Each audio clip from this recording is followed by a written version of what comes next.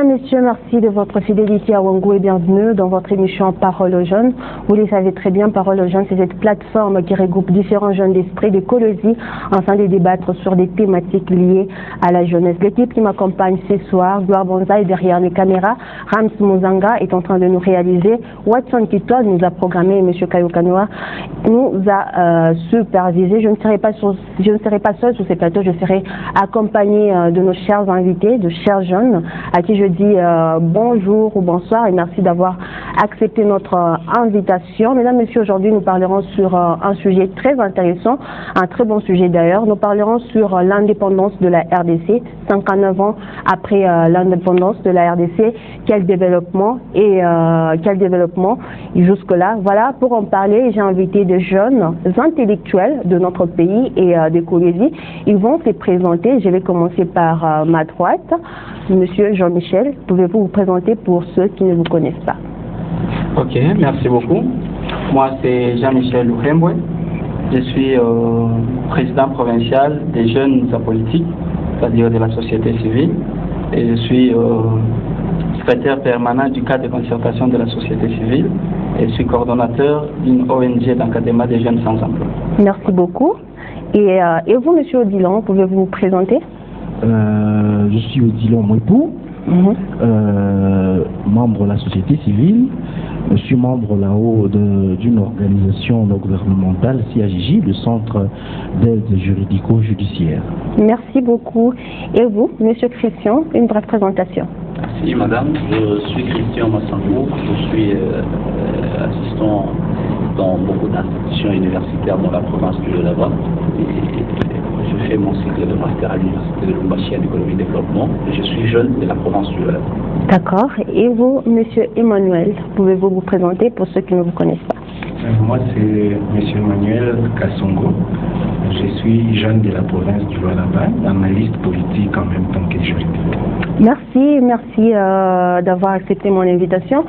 Sans pour autant tarder, nous allons déjà commencer par la première question. Je vous la pose à vous, monsieur Emmanuel. On va commencer par vous.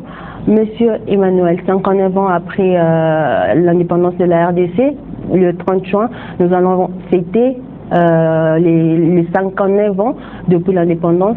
C'est quoi votre sentiment? Qu'est-ce que ce nouvel anniversaire vous inspire? Bon, à la fois des sentiments de joie et de tristesse. Des sentiments de joie parce que notre État a accédé à sa souveraineté tant nationale qu'internationale. Mais des tristesses, quand je vois ce que nous avons fait de cette indépendance, ça ne nous amène qu'à déplorer certaines situations. La même question à vous, M. Christian. Est-ce que vous êtes du même avis que M. Manuel? Merci Madame Anita Kon pour la question. Je ne sais pas, avec votre autorisation, comme nous sommes dans une plateforme, n'est-ce pas, de jeunes, si vous permettez que je puisse présenter d'abord mes condoléances à toute la jeunesse de ma province, particulièrement à nous tous anciens du collège Bienheureux, actuellement Saint-Jean 23, avons perdu l'un de nôtres, Gina Kalunga, depuis hier, suite à un accident de circulation. Condoléances. Merci et à nous tous collégiens et tous les gens de la province. Par rapport à la question, oui, comme mon confrère l'a dit, et j'aimerais bien répondre à cette question en m'appuyant sur une musique d'un musicien, je crois de Colosie d'ailleurs, qui s'est fait plus entendre ces derniers temps sur la scène musicale. C'était Man Keops, pour nous tous anciens de Colosie, nous les connaissons. D'ailleurs, il a chanté, n'est-ce pas? Il a dit, est-ce qu'on doit fêter ou pleurer par rapport à notre indépendance? Est-ce que nous devons fêter? Est-ce que nous devons pleurer? N'est-ce pas? Comme mon confrère, je suis content parce que notre État se retrouve indépendant. Mais il y a à boire, n'est-ce pas, et à manger. Et je ne dis pas qu'on doit nécessairement absolument fêter seulement, permettez pour cette tautologie bien sûr, mais nous, une part, nous devons fêter, d'autre part, nous devons, n'est-ce pas, faire je dirais pleurer, hein, pour ne pas exagérer. Pourquoi? Parce que il y a beaucoup de choses qui ne marchent pas, et vous êtes de ceux-là qui lisent souvent mes statuts, et j'en ai toujours déploré chaque fois. Donc, dans ces cadres-là, il n'y a pas à fêter. Voilà, nous parlerons de tout ça tout au long de cette émission. Je pose la même question à Monsieur Jean-Michel. Monsieur Jean-Michel, quelle est votre analyse par rapport à cette indépendance que nous avons reçue il y a 59 ans, l'histoire? Ok, merci beaucoup. Mon analyse, je dirais, certes, l'indépendance n'a pas été un cadeau pour les Congolais. Peut-être nous sommes d'une autre génération.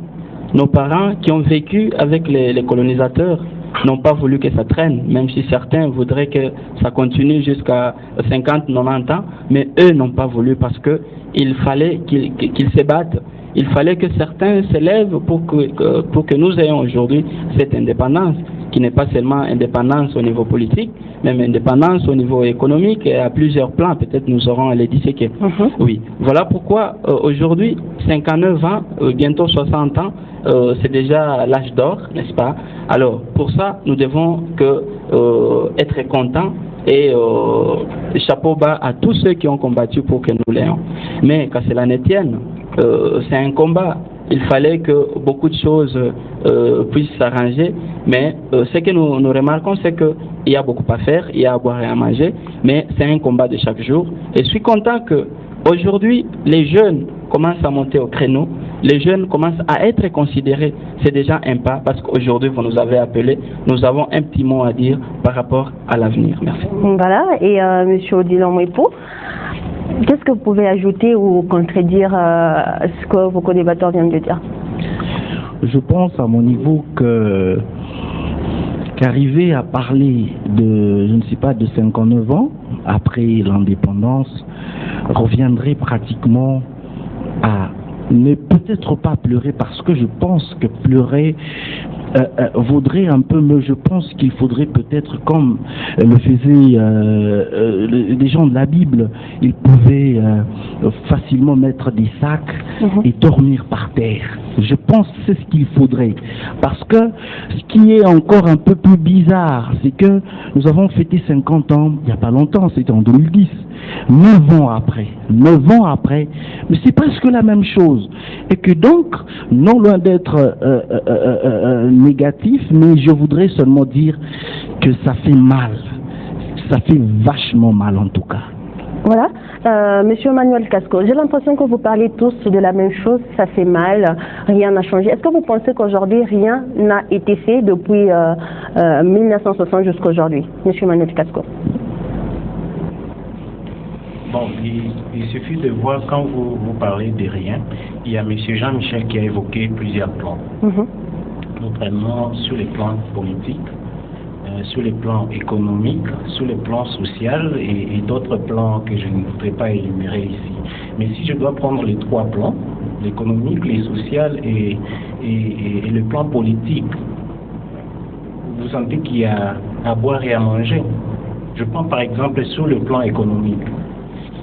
Je suis conscient, je peux le confirmer ici sans peur d'être contredit, que la RDC n'a jamais été indépendante économiquement. Vous êtes sûr?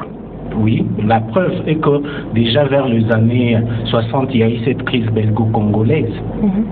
Quels en étaient les enjeux?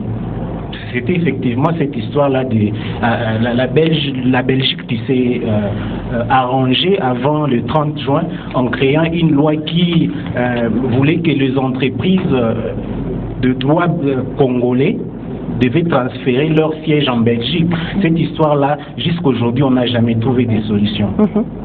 Et quand vous allez plus loin, il y a le plan Marshall qui a remis la dette de la Belgique contractée lors de la colonie, alors que la Belgique, en nous donnant cette indépendance, entre guillemets, a transmis cette dette à la RDC, et nous continuons à souffrir sous le poids de la dette jusqu'à ces jours. Donc, il y a le temps Mobutu qui a eu des crises récurrentes avec la Belgique sur la même question économique. Donc, c'est pourquoi j'ai dit que la RDC n'a jamais été économiquement indépendante. Sur les plans politiques, Nous voyons des gens qui circulent chaque fois vers l'Occident, ailleurs, pour chercher les pouvoirs. Et actuellement, il y a des gens qui disent non, nous ne voulons plus des néocolonialismes, nous ne voulons plus des Occidentaux, mais vous allez vers l'Orient. Moi, je dis que c'est une autre forme de colonisation, mais à l'oriental. Alors, sur le plan économique, je dis non plus, nous ne sommes pas indépendants. Peut-être qu'il y aura des arguments que nous allons étayer au fur et à mesure que nous évoluons. Et sur le plan social, moi, je crois chaque jour, vous le voyez, même à travers vos émissions ici, il y a la population qui crie chaque jour. Est-ce que vous voulez nous dire qu'il y a cette indépendance? Parce que l'indépendance, c'est quoi en soi? C'est que nous puissions créer le bien-être de la population. Est-ce que c'est le cas? Si ce n'est qu'une classe de gens qui s'enrichissent au détriment des autres. Alors là, je dis, rien n'a été fait jusque-là. Rien n'a été fait. Monsieur Christian, vous êtes économiste et Monsieur Emmanuel Casco vient d'évoquer un point très essentiel. La RDC n'a jamais été indépendante sur les plans économiques. Est-ce que vous pouvez confirmer ou tout à fait quel est votre point de vue par rapport à ça? Merci pour la question. Vous venez de la recadrer. Vous venez de dire que je vais donner mon point de vue et non pas aller à l'encontre ou affirmer ce que lui a dit. Par rapport à moi, dire que la RDC n'a jamais été indépendante économiquement, je ne le trouve pas, parce que nous avons des entreprises qui produisent. Quand même aujourd'hui nous sommes dans un système libéral, n'est-ce pas? Ce système-là autorise à ce que chaque individu, les investisseurs viennent, n'est-ce pas, implanter leurs entreprises dans le pays, mais en respectant certaines conditions imposées par les législateurs congolais ou la loi congolaise. Vous comprenez? Ces gens-là payent de taxes, lesquelles des taxes font fonctionner, n'est-ce pas, l'économie du pays, font fonctionner le pays, les autres domaines du pays. Donc dire qu'on est indépendante et qu'on est dépendante économiquement, mais justement, où va cet argent, puisque la population est toujours pauvre? Voilà, madame la journaliste. Donc, je crois que là, c'est un autre aspect. Maintenant, faudrait-il... C'est pourquoi je dis que nous pouvons fêter dans le sens que nous disons qu'on est indépendant. On n'est plus aujourd'hui sous la colonisation de qui que soit, n'est-ce pas? Mais sur les plans sociaux, c'est là que nous devons pleurer. Je suis de ceux-là qui disent que ça ne va pas. On n'a pas vécu 1960, mais on a vécu des années après 1960, mais avant le 2019.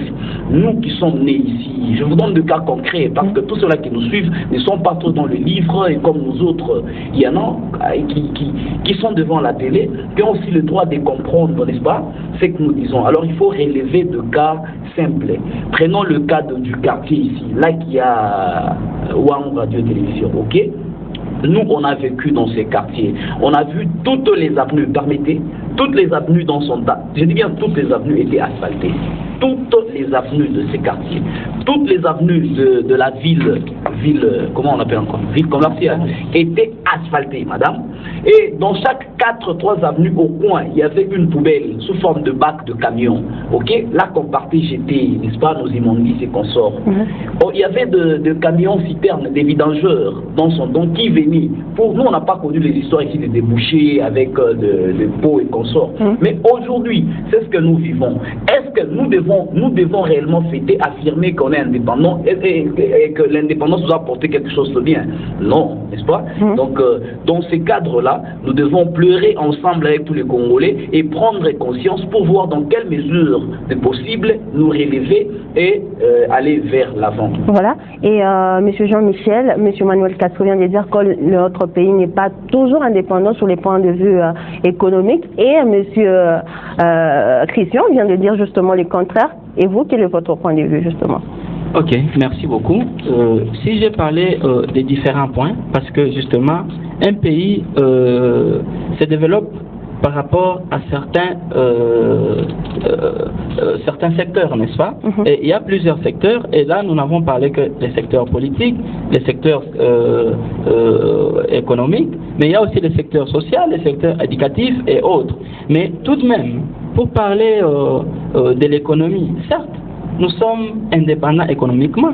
M. Emmanuel a parlé du contentieux économique qu'il y a eu entre la RDC et la Belgique, mais il y a eu certainement certains sièges qui ont été rapatriés ici au Congo, tels que le siège de Onatra, de Okimo. C'est un effort pour dire justement que c'est parce que nous sommes indépendants que nous essayons de lever le doigt pour dire à notre ancien colonisateur que nous y sommes et c'est maintenant notre temps. D'ailleurs, pour vous rafraîchir les neurones, il n'y a pas longtemps qu'un président africain a su déloger un blanc au Congo avec un ultimatum. Ça ne pouvait pas se faire. Pour vous dire justement que les indépendants, nous les sommes. Mais qu'est-ce que nous en faisons? Voilà ma question. Et c'est pourquoi je suis content que M. Christian ait parlé des pleurs, mais de la conscience. Par contre, moi, je ne parlerai pas de pleurs. Nous ne pouvons pas pleurer parce que si nous pleurons, nous acquiesçons ce qui est arrivé parce que nous, jeunes, nous sommes aussi, nous avons notre part parce que très souvent, quand il y a quelque chose de mal, c'est la jeunesse qui est instrumentaliste. Avant de donner la parole à M. Odion, j'aimerais vraiment que vous puissiez répondre, réagir par rapport à tout ce qui a été dit. M. Manuel Casco. Merci de la parole. J'ai bien suivi et attentivement d'ailleurs M. Jean-Michel qui a dit « Indépendants, nous les sommes ». Mais qu'est-ce que nous faisons de cette indépendance? Effectivement, il y a un auteur qui a dit les peuples ou les pays est en péril, non pas à cause de ce qu'on a fait de nous, mais plutôt de ce que nous avons fait de ce qu'on a fait de nous. Je ne sais pas si on se comprend. Effectivement, c'est dans ce sens-là. Comment nous allons nous dire indépendants si nous ne savons pas transcender cet esprit-là de bassesse, aller vers l'excellence? Je parle d'un mal congénital, j'ai toujours dit ça. Congénital dans la création de l'État congolais en tant qu'État. Déjà au départ, il y a trop de fraudes. C'est par la force, ainsi de suite, et après il y aura des idées où on veut constituer une nation.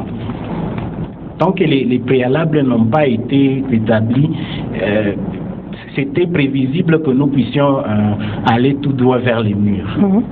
Et pour terminer, peut-être dans ce qui concerne ces points, notre élite congolaise n'a pas été préparée. C'est pourquoi le professeur Van Bilsen, déjà en 1956, va proposer un plan de 30 ans pour préparer l'élite congolaise à pouvoir prendre les affaires en main. Il y a Joseph Iléo, il y a Jean Bolikango et celui qui sera cardinal Malula, qui dans leur conscience africaine, ces mouvements-là, ils vont accepter ces plans-là. Mais de l'autre côté, la Bako avec Kasavubu et les autres vont rejeter. Vous voyez, on nous dit qu'à l'époque, à l'indépendance, il n'y avait que 4 universitaires ici en RDC. Avec cette superficie continentale, pensiez-vous que nous serions à même? C'est la conséquence de tout ce que nous vivons aujourd'hui. C'est pourquoi moi je dis nous devons nous remettre en question, nous en tant que Congolais, nous en tant que jeunes, pour essayer de recadrer les choses et que nous puissions aller de l'avant, que plutôt de tomber dans l'autosatisfaction, disant que nous sommes indépendants alors que nous ne le sommes pas. Justement, M. Odilan, on a toujours dit que le peuple congolais ne s'attendait pas vraiment à cette indépendance, on n'était pas prêt pour cette indépendance. Est-ce que vous êtes d'accord avec cette pensée? Je pense que c'est assez dire, parce que dire que, imaginez-vous quelqu'un qui se bat pour une quelconque liberté, mais et puis à un certain moment dire que la personne n'était pas prête, je pense que c'est antinomique. Je voudrais ici que l'on se mette d'accord sur un point. Nous avons voulu la liberté. C'est ça que l'on a voulu. Nous avons eu nos grands-parents, nos ancêtres qui étaient pratiquement en train de souffrir énormément. Et donc, moi je pense que c'était le moment favorable. Dire que c'est 30 ans, parce qu'en fait le problème c'était que le colonisateur n'avait pas l'intention. N'avait pas l'intention. Et même parler des 30 ans, dire qu'il nous fallait encore 30 ans, moi je pense que même après les 30 ans, les Blancs aurait dit qu'il fallait encore 50 ans. Parce que jusqu'après l'indépendance, vous allez vous réaliser pratiquement que les 30 ans, c'est trop peu. Parce que les choses ne marchent pas. Il nous faut peut-être une centaine d'années. C'est-à-dire que le blanc, dire que nous n'étions pas prêts, ce serait trop dire. Beaucoup de pays africains ont eu leurs indépendances au courant de l'année 1960. Est-ce que vous pensez que c'était le bon moment pour être indépendant? Je pense que l'indépendance, pour avoir sa liberté, ça n'a pas de moment. Vous savez, même un tout petit là, s'il est libre, vous lui donnez la grâce de réfléchir, de s'émanciper, il peut faire grand.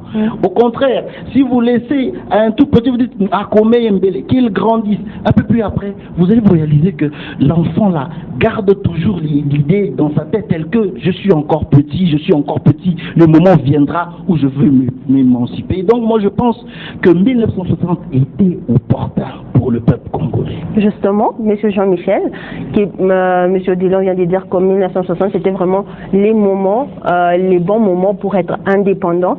Et M. Emmanuel Casco pense vraiment qu'il nous fallait encore 30 ans pour être indépendant, vu tout ce qui se passe dans notre pays. Quel est votre point de vue par rapport à tout ce qui a été dit? Merci beaucoup. Je ne suis pas de ceux qui pensent que l'indépendance, nous devrions la laisser aux Blancs pour nous la donner. Pourquoi dis-je? Mais c'était le bon moment 1960, ce n'était pas vraiment précipité. Je ne dirais pas précipité, bon moment ou pas, je dirais ils l'ont eu quand il fallait. Parce que moi j'ai eu la malchance de rencontrer mon grand-père qui a vécu tous ces temps et qui me racontait comment ils étaient fouettés pour l'intérêt des Blancs, pas pour leur intérêt. Mais à quoi servirait de vivre dans cet état-là? Je vous dis, nous peut-être nous sommes contents parce que nous vivons, mais ce que je peux dire c'est qu'ils ont eu l'indépendance parce que c'est la même chose comme aujourd'hui. Ce sont des vieux loups qui en profitent. Mais le bas peuple, qu'est-ce qu'ils en font? Même si on pouvait laisser 50 ans, un siècle, c'était toujours ces grosses légumes qui en auraient profité. Mais pour le petit peuple, il n'y avait même pas l'État, il fallait seulement qu'ils aient l'indépendance. Et cette indépendance, je l'ai dit ici, ce n'était pas seulement indépendance du point de vue politique. Parce que quand eux disaient qu'il fallait un temps, c'est pour qu'ils soient préparés d'abord du point de vue politique. Or, c'était leur mauvaise volonté. Pourquoi aussi la population puisse être préparée? Non, la population ne devait pas être préparée parce qu'ils n'en avaient pas la volonté. Aujourd'hui, il y a un concept politique, volonté politique. Qu'est-ce que ça signifie? Quelqu'un qui sait là où vous allez, peut-être à la dérive, il ne veut pas vous dire parce qu'il en tire profit. Le blanc aussi ne voulait pas que nous ayons l'indépendance parce qu'il savait que le Congo, c'est la plus belle fille du quartier. S'il la laisse, quelqu'un d'autre la convoiterait. Et c'est d'ailleurs le résultat aujourd'hui. Quand les Congos signent un contrat avec un autre peuple, eux, ils s'enflamment.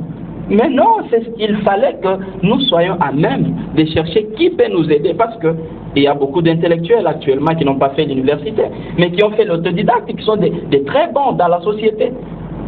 Il y a un sujet de dissertation, les succès scolaires et la réalité de la vie. Quelquefois, ou dans la plupart des cas, c'est pas la même chose. Ce que nous voudrions, c'est que nous soyons en mesure de prendre nos décisions seuls. Et d'ailleurs, le fruit de l'indépendance, nous avons une constitution qui nous permet, même quand nous disons que les choses n'évoluent pas, c'est parce que nous ne voulons pas nous mettre dans la peau de la Constitution, parce que la Constitution, disait un analyste politique, c'est ça justement le plan d'action de tout politicien. Mais malheureusement, toujours de bons discours, mais en réalité c'est tout autre chose. Et c'est pour ça que nous devons avoir la conscience, comme M. Christian disait. Il faut un réveil de conscience, et cette conscience doit être réveillée par la jeunesse qui a plus ou moins 70% de la population congolaise. Et si nous jeunes, nous prenons à main ce que nous avons comme acquis et ce que nous devons faire pour l'intérêt et le développement de notre pays, je crois que les choses vont aller de l'avant. Voilà, merci beaucoup. Monsieur Christian, je vous donne la parole, mais avant de vous donner la parole, j'aimerais juste préciser, le Congo en 1960, c'était l'un des pays les plus développés d'Afrique, avec 15 000 écoles, 200 200 hôpitaux et 200 000 kilomètres de routes asphaltées. Aujourd'hui, c'est quoi la RDC? Vous voulez l'indépendance, ok, mais c'est quoi la RDC maintenant? Et où est parti tout ça? Merci, madame la journaliste. ça me donne envie de pleurer, comme vous le dites. Moi, je suis de ceux-là qui aiment réellement ce pays. Et j'ai toujours voulu que notre pays soit classé parmi les pays développés. Hélas, chose qui n'est pas le cas. Et la question de savoir, est-ce que c'était le bon moment pour être indépendant? Merci beaucoup. Là, je pallie mon confrère Michel, c'est cela, Emmanuel, qui a dit que nous n'étions pas encore prêts pour en recevoir. Et je réitère encore cela. Pourquoi? Parce que le résultat de toute politique, n'est-ce pas, de toute politique comme mesure, comme décision, c'est le bien-être, n'est-ce pas, le bien-être communautaire ou collectif. Mais aujourd'hui, on a eu l'indépendance. Il y a mon confrère, il pourra un peu répéter l'adage qu'il a donné là, ou la citation là, de dire que c'est... Si nous souffrons, ce n'est pas à cause de ce qu'on a fait de nous, c'est ça, mais à cause de ce que nous avons fait. C'est de ce qu'on a fait de nous. Voilà. Vous entendez? Qu'est-ce que nous faisons de l'indépendance qu'on a eue? 59 ans plus tard, où sommes-nous aujourd'hui? On est où, mesdames, mes frères, mes amis? Sur tous les plans, on a déjà échoué, il faut l'accepter. Moi, je suis de ceux, je ne veux pas qu'on soit beaucoup trop dans des livres, qu'on dise non, lisons les vannes, les enceintes ou quoi que ce soit. Prenons les cas concrets, que tout celui qui s'appelle Congolais puisse être en mesure de faire une analyse et d'accepter. Relevons deux cas concrets. On nous a laissé, vous venez de parler de kilométrage des routes asphaltées. Aujourd'hui, on en a combien? Nos hôpitaux, qu'avons-nous comme hôpital ou comme hôpitaux aujourd'hui de référence par rapport aux hôpitaux de référence de nos amis? Prenons dans notre province ici, là-bas, notre province là-bas. Nous n'avons que l'hôpital de Moigné, n'est-ce pas, comme hôpital public. Est-ce qu'au XXIe siècle, réellement, pouvons-nous avoir ce que nous avons là comme bâtiment et nous applaudissons que nous applaudissons que nous sommes en train de fêter le 59 ans de notre indépendance. Est-ce réellement, nous devons être contents de cette indépendance?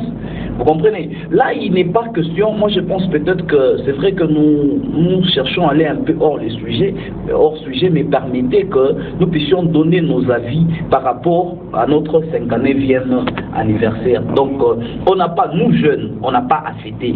On a à se mettre là, à échanger peut-être, à se mettre ensemble autour d'une table, chercher quels moyens prendre, n'est-ce pas, pour relever, n'est-ce pas, les blasons de notre alma mater, qui est la RDC, et pas de rester là en train de dire non, on a fêté, il les fallait, non. Et les Congolais à 1960 n'étaient pas encore prêts pour avoir son indépendance. Il fallait qu'on reste encore à l'école de Belge pour apprendre de qu'est-ce qu'ils faisaient de la GECAMIN, qu'est-ce qu'ils faisaient de la SNEL, qu'est-ce qu'ils faisaient de la Régie des eaux. Et à même 10 ans ou 30 ans après, comme mon frère l'a dit, c'est quand on devrait maintenant prendre notre indépendance. On l'avait pris un peu si tôt, il n'y avait pas d'intellectuels, et voilà aujourd'hui là que nous sommes avec ce qu'on a fait de nous. Voilà, mais monsieur Emmanuel, la RDC en 1960, c'était quand même l'un des pays les plus développés d'Afrique, mais maintenant, c'est quand même l'un des pays les plus pauvres d'Afrique. Est-ce qu'on peut dire que Patrice Emery Lumumba a fait le mauvais choix? Bon, moi je dirais plus les très mauvais choix que d'exiger l'indépendance sur les champs. C'est parti, bon, on le voit encore aujourd'hui. Quelqu'un qui est un donateur, là, puisqu'il est acclamé, il passe à travers les médias, on lance les Mabanga, il se dit aussi politicien. Effectivement, quand vous prenez la vie de Patrice Emery Lumumba, qui était dans une brasserie et puis il va évoluer, très, très turbulent, il est applaudi ça et là par ces discours-là vraiment cassants. Et il s'est dit politicien et puis bon, il a eu la chance d'être à Accra au Ghana à la conférence panafricaine et puis bon, il revient. Bon, vous voyez, il bouscule les choses. Vous voyez la réalité, qu'est-ce qui s'est passé entre Kasavubu et Lumumba? Vous voyez, déjà ça prouve de l'impréparation, des gens qui n'étaient pas préparés. Tel qu'il évoque tel autre et puis ainsi de suite, vice-versa, donc des gens pas préparés. Plusieurs fois, il y a mon co-débatteur Jean-Michel qui a dit ici que nous n'avions pas vécu 1960. Mais il a eu la chance d'être à côté de son grand-père qui lui a dit qu'ils étaient chicotés, ainsi de suite. Mais moi, j'ai eu aussi la chance d'être à côté de mon grand-père et ma grand-mère qui me disaient toujours qu'il y a les Sud-Africains qui venaient se faire soigner ici, à Sendwe et à Likasi, à l'hôpital là de Likasi. Il y a même un héliport là devant l'hôpital de Likasi. Vous voyez, ils venaient chercher les soins ici. Et actuellement, ce sont les Congolais qui vont en Afrique du Sud. Donc avec ça, vous pouvez nous dire qu'il y a des avancées. À M. Odilon de répondre à cette question. Est-ce que vous pouvez répondre à la question de M. Emmanuel? Vous savez, récemment, j'étais en train de suivre pratiquement les qualificatifs que l'on était en train de donner à tous les présidents qui sont passés par la RDC. À Joseph Kasavubu, on a parlé d'un homme intègre. C'est-à-dire que à son époque, là, il ne détournait pas. On a parlé d'un homme intègre. Et donc, dire que nous n'étions pas prêts, alors que nous avions des présidents intègres, je trouve ça autrement. Et donc, un peu plus après, récemment, j'ai suivi, avec le président honoraire de la RDC un jour, j'étais déçu, j'ai été vraiment désenchanté par les propos qu'il avait évoqués au courant d'un point de presse où il dit « Je n'ai pas eu la chance d'avoir, je ne sais pas combien d'hommes, là, il a parlé de 10 hommes, 15 hommes sérieux avec lesquels il pouvait travailler. » Voyez-vous, mais maintenant que l'indépendance a supposé que 30 ans après, comme le supposait le Belge, on nous a donné l'indépendance. Mais jusque-là, ou 50 ans même après, on n'a toujours même pas 15 personnes avec qui on peut bien travailler. C'est horrible. C'est horrible. Et donc, il n'y a pas match. Pour dire que c'est 30 ans ou je ne sais pas 20 ans, mais il n'y a pas match. C'était le moment opportun. C'est-à-dire que la conscience déjà devait se cultiver. C'est aujourd'hui. Parce que ce qui est dérisoire, c'est que vous avez des gens qui vous passent. Non, les gens vous ont volé, les gens ont fait ceci, oh, ainsi de suite. Ce qui me fait aussi mal, c'est que vous avez des professeurs, quand ils vous animent des cours sciences politiques, tout ça, ils vous disent, oh, ainsi de suite. Les concepts, un terme là que j'ai acquis, les parties où on parle de détournement des fonds, ces gens-là, ainsi de suite. Mais ce sont eux-mêmes, les mêmes personnes-là, qui vous parlent des détournements, ainsi de suite, qui vont vous faire des dégâts. Vont vous faire des dégâts.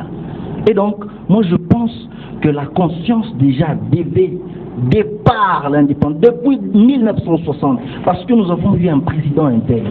Si cette intégrité pouvait déjà se poursuivre avec tous les présidents et tous les ministres, on n'en serait pas jusqu'à là. Voilà, Monsieur Odilon, qui était l'un des pays les plus développés du continent, à un pays, le pays le plus pauvre, l'un des pays les plus pauvres du monde.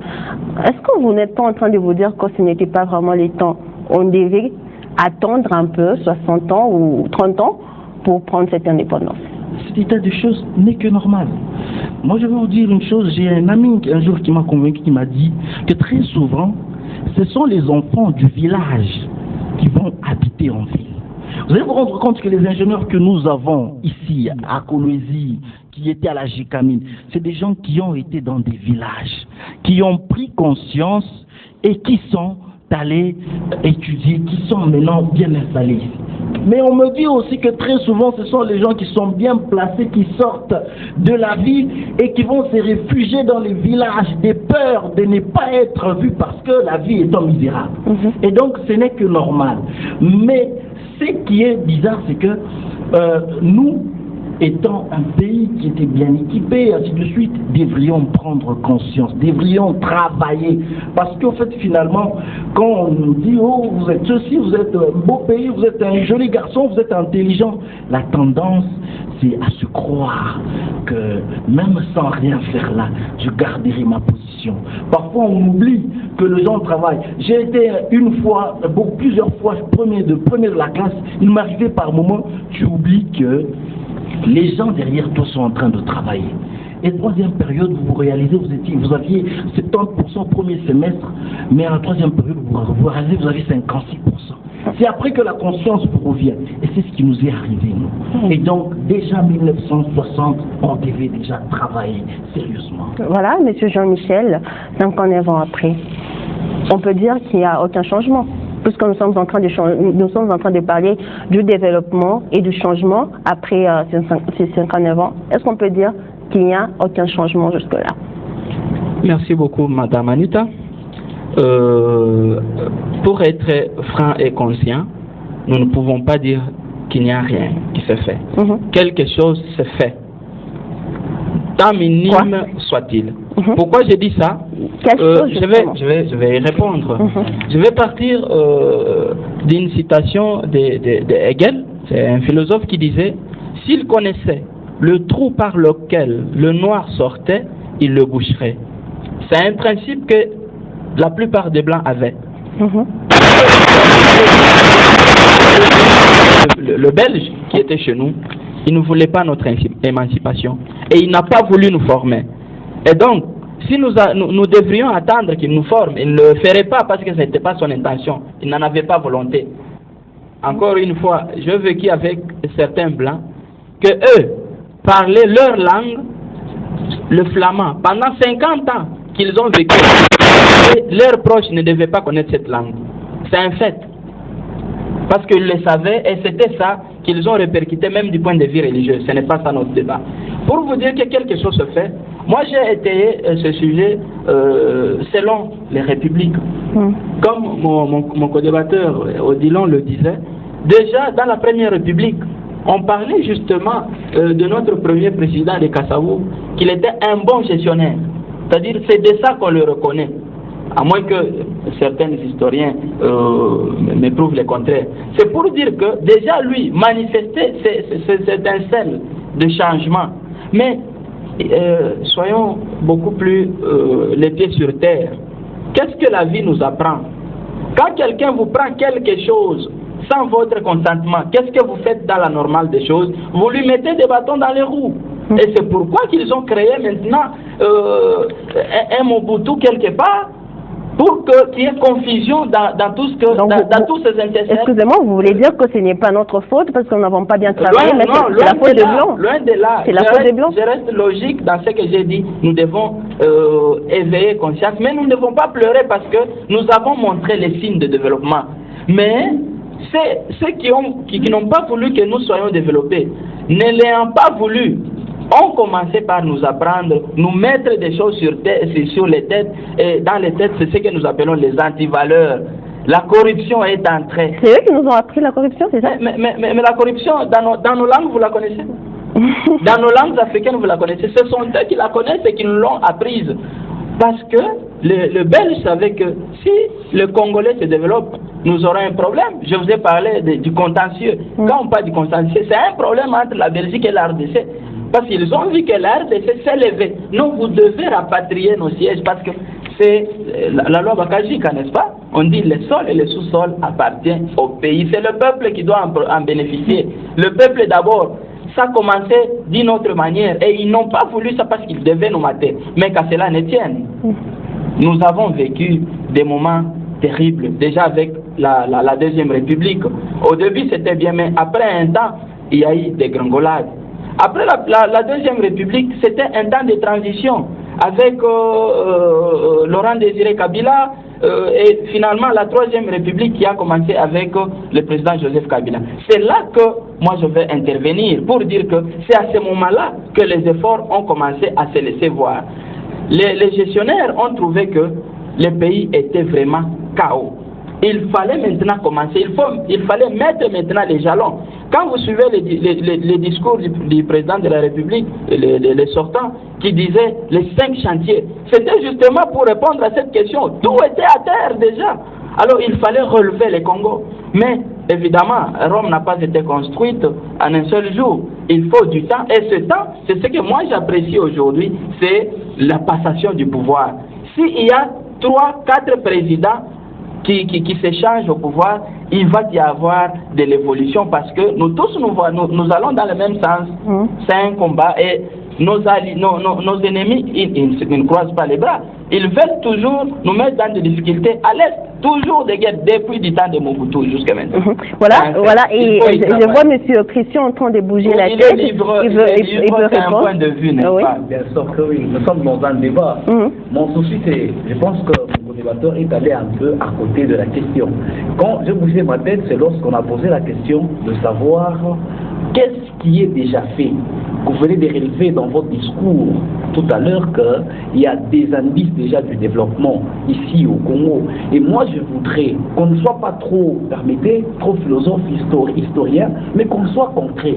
Qu'est-ce qu'on peut démontrer là sur le plateau qui prouvera réellement que ça, ce sont des indices ou des indicateurs du développement? C'est que nous voulons savoir. Nous devons, moi je pense, à mon avis, que nous devons accepter. Si on accepte que nous sommes en train de dégrader, là qu'on prendra conscience pour chercher des mécanismes à se relever. Mais comme vous êtes là, vous dites non, il y a passation du pouvoir, il y a passation du pouvoir, et voilà, cela c'est un indicateur de développement ou ça. Nous avons besoin de voir des indicateurs palpables. Nous avons besoin de juger la bonne gestion dont venait de relever des anciens présidents par les résultats. Ça nous a mené après l'indépendance jusqu'à aujourd'hui. Qu'est-ce que nous, Congolais, avons déjà fait? Le route qu'on nous avait laissé par le Belge, aujourd'hui, il y a Monsieur Christian, monsieur, acceptons, moi je préfère, nous sommes dans un débat de jeunes. Il nous reste pratiquement 5 minutes avant. Nous jeunes qui sommes ici avons eu, n'est-ce pas, avons eu, n'est-ce pas, l'honneur d'être invités, qu'on puisse prendre conscience ensemble, qu'on accepte, ne cherchons pas à camoufler les politiciens qui sont en train de nous suivre. Acceptons ensemble que nous dégradons, nous... Monsieur Christian, je vous arrête la parole. Désolé, je vous arrête la parole. Je donne à monsieur Emmanuel Casco. Monsieur Emmanuel Casco, est-ce que, selon vous, monsieur Jean-Michel vient de dire que c'est la faute du Belge qui nous a colonisés parce qu'il ne voulait pas que nous puissions justement évoluer? Est-ce que vous êtes du même point de vue que lui? Bon, dans cette histoire, la vie est partagée dans le sens que la faute est partagée entre les Congolais eux-mêmes, et c'est par rapport à ce qu'ils ont fait de leur indépendance, et les Belges qui n'ont pas préparé l'élite politique à lui succéder. Déjà, vous verrez que c'est dans les 2 années, là, 58, 59, qu'il y aura maintenant précipitation. Alors que dans les colonies anglaises, notamment la Rhodésie, l'actuelle Zambie et Zimbabwe, partout là-bas, il y avait déjà préparation. Parfois, moi j'ai dit, si nous voulons imputer cela à la Belgique, bon, parfois nous avons raison, parfois nous avons tort. Parce qu'il y a en 1918, le Rwanda et les Burundi qui seront annexés à la RDC, gérés par la même Belgique. Après, il y a eu ce qu'il y a eu au Rwanda en 1959, mais c'est en 1962 qu'ils vont avoir leur indépendance. En 1994, il y a eu ces génocides-là, bon, nous avons vu ça dans l'histoire. Mais après, quand nous prenons le Rwanda comparé à la RDC, est-ce qu'on peut établir une comparaison? C'est là où moi je me pose la question de savoir, est-ce que nous devons imputer nécessairement la Belgique? Monsieur Emmanuel, est-ce que vous pouvez déjà conclure qu'est-ce qui a été fait et qu'est-ce qui nous reste justement, qu'est-ce qu'on doit faire pour que notre pays puisse être un pays développé? 30 secondes. Moi je crois que nous devons cultiver des valeurs. Nous devons cultiver des valeurs humaines. Quand je dis des valeurs, il y en a plusieurs. Donc, refuser les tribalismes, puisque quand je parlais du mal congénital, c'est ce qui a freiné notre développement en fait. Parce que nous voyons des gens aujourd'hui, des politiques, à Colosie ici, il y a eu des gens qui ont dit que tel ne va pas venir au Lualaba, parce que vous voyez, des politiques jusqu'à ces jours, et qui sont au sommet, au perchoir même des assemblées, qui tiennent de tels propos. Vous voyez que c'est déjà un problème. Si jusqu'à ces jours, il y a des gens qui raisonnent en termes des tribus, en termes du terroir, bon, moi je crois que le développement ne viendra pas. C'est pourquoi moi je dis nous devons éviter ces antivaleurs et cultiver des valeurs. Merci beaucoup. Et M. Odilon, quel est votre point de vue? Votre conclusion vous laisse dire comment faire pour que notre pays puisse être développé. Voilà. J'ai aimé un prêtre un jour qui a dit, est-ce qu'aujourd'hui faudra-t-il dire aux gens aimez-vous les uns les autres? Est-ce que les gens ne les savent pas? C'est-à-dire que si les gens ne s'aiment pas, c'est par mauvaiseté des cœurs, simplement. Et donc moi je pense que je ne dirais pas aux gens cessez les tribalismes, parce que les gens savent déjà que ce n'est pas beau. Je ne vais pas dire aux gens ne volez pas, oh ne détournez pas, je ne vais pas dire ça, mais je veux leur simplement demander à être pragmatiques de ce qu'ils savent. Parce que finalement ils le savent. Mais je voudrais seulement qu'ils soient pragmatiques. Voilà en soi ce que je peux dire ou apporter comme contribution. Ça concerne ma conclusion. Merci beaucoup. Et M. Christian, votre conclusion dans 30 secondes. De notre identité, de notre grand Katanga en particulier et de la jeunesse congolaise en général, je demande à ce que nous tous, nous puissions accepter l'état dans lequel nous nous retrouvons aujourd'hui, l'état où nous sommes en train de dégrader, dans lequel nous nous retrouvons, pour qu'on puisse prendre conscience et chercher le mécanisme de relever notre grand et beau Congo. Merci beaucoup. Et M. Jean-Michel, votre point de vue? Merci beaucoup. Comme conclusion, je dirais que les autorités sachent qu'il y a encore une lueur d'espoir, et cette lueur se traduit par la confiance et le savoir-faire de la jeunesse actuellement, et c'est en eux qu'il faut maintenant investir pour que le Lualaba de demain, pour que le Congo de demain ressemble et soit plus que le Congo du temps d'avant l'indépendance. Merci beaucoup. Est-ce que nous pouvons nous applaudir, s'il vous plaît? Merci. Merci beaucoup d'avoir accepté mon invitation. Merci également à vous, chers téléspectateurs, de nous avoir suivis. Vous pouvez retrouver cette émission les samedis en rediffusion à partir des 10h, mais aussi sur notre site le www.wangu.info. À la prochaine. Au revoir.